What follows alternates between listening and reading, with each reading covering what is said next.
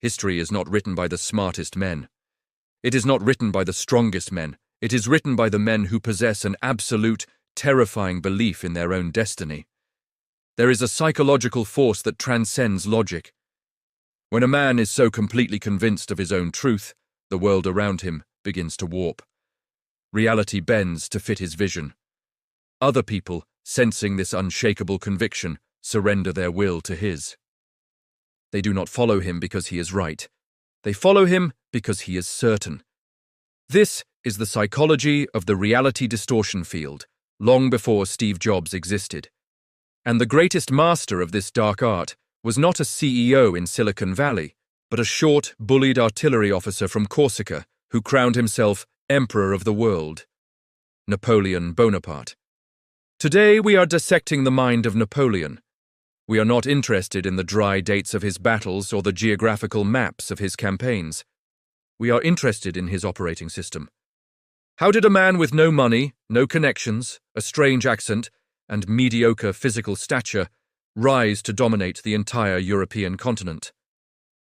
The answer lies in his mastery of the star, his term for the psychological construct of destiny. Napoleon did not hope he would win. He did not plan to win. He believed that winning was a metaphysical necessity. He weaponized confidence until it became a physical force that could crush armies. To understand this power, we must look at the moment it was born. We must go back to the beginning, before the glory. Napoleon was an outsider. Born in Corsica, he was sent to a military academy in France where he was mocked for his accent and his poverty. He was isolated, he was lonely. But in that isolation he built a mental fortress. He read history voraciously, Alexander the Great, Julius Caesar. He began to visualize himself as their equal. He replaced his lack of social status with a burning intellectual superiority. He decided that if the world would not accept him, he would force the world to bow to him. The ignition point of his God complex happened in 1796 at the Battle of Lodi. Napoleon was a young general, barely 26 years old. He had been given command of the army of Italy, a group of ragged, starving, unpaid soldiers who had lost the will to fight. They were facing the Austrian Empire, a superior, well-fed force. There was a bridge that needed to be crossed. It was a suicide mission. Austrian cannons were blasting the bridge to pieces. Grapeshot was tearing men apart. Seasoned veterans refused to advance. It was illogical. It was death. Napoleon does not shout from the back. He does not hide in the safety of the command tent. He walks to the front. He unholsters his sword. He steps onto the bridge, into the hail of lead and fire. With a calmness that looks like insanity, he transmits a signal to his men. I cannot die because I have not yet finished my work. Seeing their general walk through fire untouched, the soldiers are possessed by a sudden, hysterical courage. The psychology of the group shifts instantly. They storm the bridge. They take the cannons. They win the impossible victory. Napoleon later wrote, "It was at Lodi that I realized I was not a mere general, but a man called to change the face of the world. This is the moment the star was born. But confidence alone is not enough. You need strategy." And Napoleon's greatest strategic masterpiece was the Battle of Austerlitz. This battle is the perfect example of Law 6, court attention at all costs, and Law 3, conceal your intentions. It is 1805. Napoleon is outnumbered.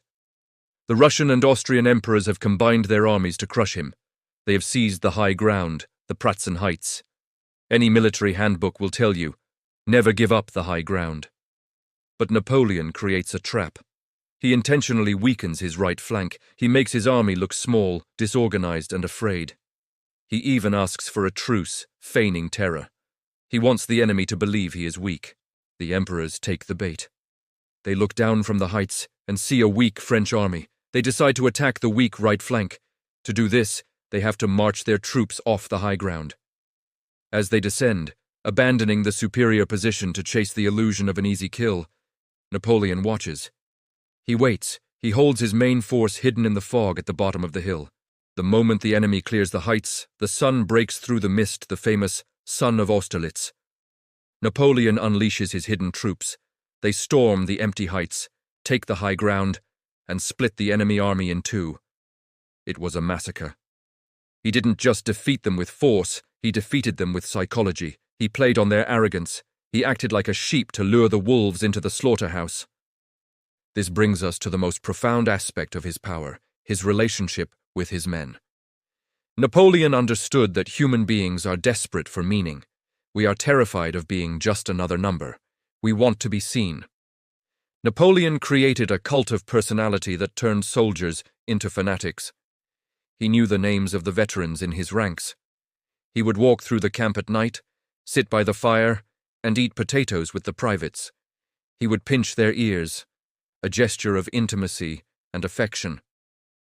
He created the Legion of Honor, a small medal made of cheap metal and ribbon. His critics laughed at it, calling it a toy. Napoleon replied, "It is with such baubles that men are led." He understood that a man will not die for money, he will not die for a paycheck, but he will die for a ribbon if that ribbon signifies that he is chosen, that he is special, that he is seen by the emperor. He mastered the currency of recognition. But the most cinematic proof of his psychological dominance happened years later, after his fall. In 1815, Napoleon escapes his exile on the island of Elba. He lands in France with only a handful of guards. He has no army. He is declared an outlaw. The King of France sends the 5th Regiment, over 700 soldiers, to intercept him and kill him. They meet on a dirt road near Grenoble. The 700 soldiers form a firing line, muskets loaded, aiming at the fallen emperor. The order is given to shoot on sight. Napoleon orders his small guard to lower their weapons. Silence falls over the valley. It is a vacuum of power. Napoleon walks out alone. He is within range. One bullet could end history. He walks directly towards the wall of guns pointing at his chest. He is wearing his iconic grey coat. He stops. He looks at the faces of the men who used to serve him. He opens his coat, exposing his chest to the bullets. He shouts, "Soldiers of the 5th, do you recognize me?" He pauses. "If there is any man among you who would kill his emperor, here I am." The commander orders, "Fire!" But no one pulls the trigger. The soldiers' hands are shaking. The psychological pressure of Napoleon's presence is heavier than their loyalty to the king. The silence stretches for an eternity. Then, a single cry rings out, "Vive l'Empereur!" The regiment drops their muskets. They rush forward, weeping, falling to their knees, trying to touch his coat. In less than 2 minutes, Napoleon converted an army sent to kill him into an army ready to die for him, without firing a single shot. That is not military tactics. That is the power of absolute presence. That is the apex mindset in its purest form. However, we must analyze the shadow. We must look at the fall. Why did Napoleon lose? What destroyed the man who could stop bullets with his voice? The answer is hubris. The Greeks knew that when a man begins to believe he is a god, reality will eventually remind him that he is mortal. Napoleon began to believe his own propaganda. He stopped listening to his advisors. He surrounded himself with yes men. He believed his star would protect him even against the laws of nature. In 1812, he decided to invade Russia. He marched 600,000 men, the largest army ever assembled, into the Russian wilderness. His generals warned him about the winter. They warned him about the supply lines. He ignored them. He thought, "I am Napoleon. The winter will not dare to freeze me." He was wrong. The Russians used a scorched earth policy. They retreated, burning their own cities and food supplies, leaving nothing for the French. Napoleon took Moscow, but it was empty and burning. He sat in the ashes of the capital, waiting for a surrender that never came.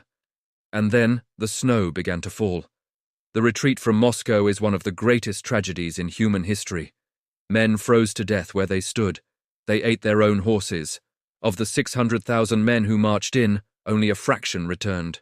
Napoleon's downfall teaches us the dark side of absolute confidence. It becomes blindness. He refused to cut his losses.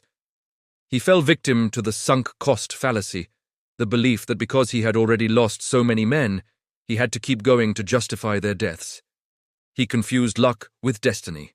The same psychological force that built his empire, his refusal to accept reality, was the exact same force that destroyed it. So how do you, a modern man, apply the Napoleonic strategy without freezing to death in Russia? You do not need to conquer Europe to use this psychology. You can use it in your career, your relationships, and your internal dialogue. First, you must kill the imposter syndrome. Napoleon was an outsider. He spoke French with a heavy Italian accent. He was short. He was poor.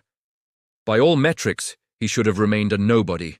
He transcended his circumstances because he visualized his reality before it happened. He acted like an emperor when he was a captain. You must occupy the space you want before you deserve it. If you wait until you feel ready, you will wait forever. You must crown yourself. Second, you must master the art of the void. Napoleon was known for his steely stare. He could look at a person for minutes without blinking, making them feel like he was seeing their soul. He used silence and stillness to intimidate. In your negotiations, in your business, practice the pause. Do not fidget. Do not apologize for your existence. Stand your ground and let the world adjust around you. Most people talk to fill the silence because they are insecure. Be the one who is comfortable in the void. Third, understand the power of shared suffering. If you are a leader of a team, a family, or a business, you cannot lead from the back. You must be on the bridge at Lodi. You must show your people that you are willing to work harder than them, bleed more than them, and take more risks than them. When people see that you are in the trenches, their loyalty shifts from the paycheck to the person. Fourth, utilize strategic deception. Like at Austerlitz, sometimes you must appear weak to be strong. Do not show all your cards. Let your competitors underestimate you.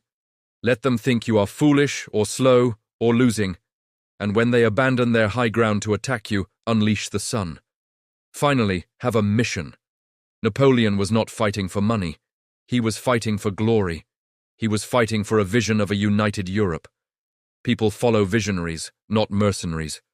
If you want to lead people, you must articulate a vision that is bigger than yourself. You must sell them a destiny. Napoleon Bonaparte proved that a single man, armed with nothing but the sheer force of his personality and an iron will, can paralyze an army and rewrite history. The world is full of people waiting to be led. They are waiting for someone who believes in themselves enough to take the lead. Why not you? But remember the warning of Waterloo and the snows of Russia. Absolute confidence requires absolute discipline. Believe in your star, but check your map. Build your empire, but listen to the winter.